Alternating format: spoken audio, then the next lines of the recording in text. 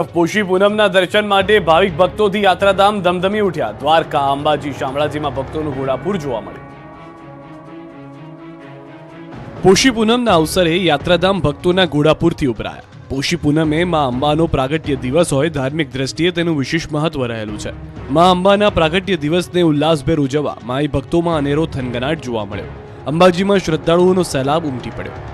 પોષી પૂનમના દર્શનનું અનોખું મહત્વ હોવાથી શામળાજીમાં ભક્તો મોટી સંખ્યામાં ઉમટી પડ્યા। મંદિર પરિસરમાં ભગવાનના દર્શન માટે ભક્તો લાઇનમાં જોડાયા। પૂર્ણિમાના પાવન અવસરે ભગવાન શામળિયાને વિશેષ સોનાના આભૂષણોથી શણગાર કરવામાં આવ્યા। આ સાથે ભક્તોએ ભગવાનના દર્શન કરીને ધન્યતા અનુભવી। આ તરફ દ્વારકામાં પણ પોષી પૂનમના દિવસે ભક્તોનું ઘોડાપૂર ઉમટ્યું। પૂનમના દિવસે ભક્તો ઠાકોરજીના દર્શન કરી ગોમતી નદીમાં સ્નાન કરીને પવિત્રતા અનુભવી।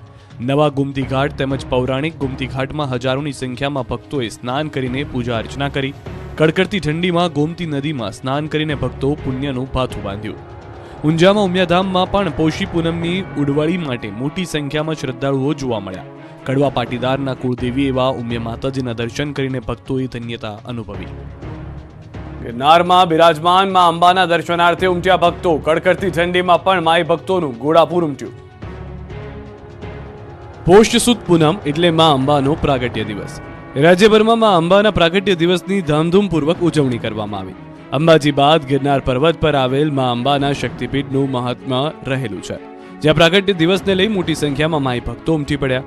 કડકડતી ઠંડીમાં પણ વહેલી સવારથી માનવ મહેરામણ ઉમટવાનું શરૂ થયું, જે ભક્તોની ભીડ સાંજ સુધી જોવા મળી।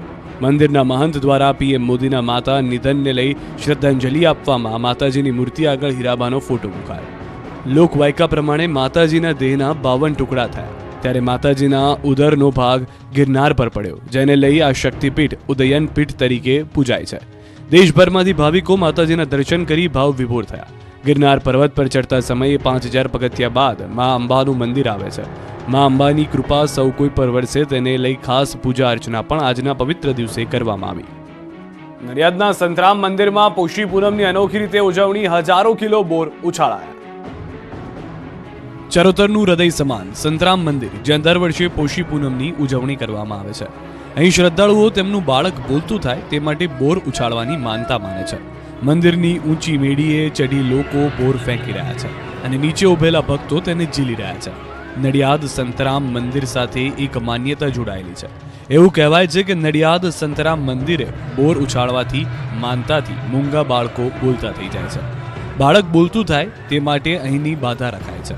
માનતા પૂર્ણ થતા બાળકના વજન જેટલા બોર ઉછાળવાની માન્યતા છે, જેનું પણ બાળક જન્મ પછી બોલતું ન હોય અથવા તો તોતડું બોલતું હોય તો તેના માતા પિતા કે સ્વજન સંતરામ જ્યોતની બાધા રાખે છે। નાના બાળકો બોલતા થાય અથવા તો તોતડાપણું દૂર થાય તે હેતુસર કેટલાય ભક્તો રાજ્યના ખૂણે ખૂણેથી આવી સંતરામ મહારાજના અખંડ જ્યોતના દર્શન કરે છે અને આ બાદ મંદિરના પરિસરમાં જ બોરની ઉછામણી કરે છે અને કેટલાય ભાવિકો આ બોરને ખોબામાં ઝીલે છે તેમજ પ્રસાદ રૂપી ગ્રહણ કરી ધન્યતા અનુભવે છે। પોષી પૂનમે થતા બોરના ઉત્સવ બાદ શ્રદ્ધાળુઓ બોર ભેગા કરીને પ્રસાદી રૂપે લઈ જાય છે। દર વર્ષે તો આ પૂનમના દિવસે મંદિર પટાંગણ ભક્તો સાથે ચિક્કાર થઈ જાય છે। બાળકના વજન જેટલા બોર ઉછાળવામાં આવે છે।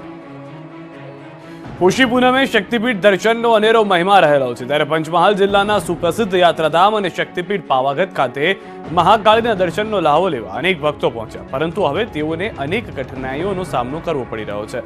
છેલ્લા 2 દિવસથી ખરાબ હવામાનને કારણે પાવાગઢ નિજ મંદિર સુધી પહોંચવા માટીની રોપવે સેવા સ્થગિત રાખવામાં આવતા દર્શનાર્થીઓને ભારે મુશ્કેલી વેઠવી પડી રહી હતી। સિનિયર સિટીઝન હોય કે પછી નાના બાળકો, ઠંડીમાં રોપવે સેવા બંધ થતા માઈ ભક્તો નિરાશ થયા હતા। જોકે ભક્તોની સલામતીનું ધ્યાન રાખી ફરી શરૂ કરવામાં આવતા ભક્તોની નિરાશામાં આશાનું કિરણ ઝગમગી ઉઠ્યું હોય એવા ઉત્સાહ સાથે માતાજી દર્શન માટે પહોંચી ગયા હતા।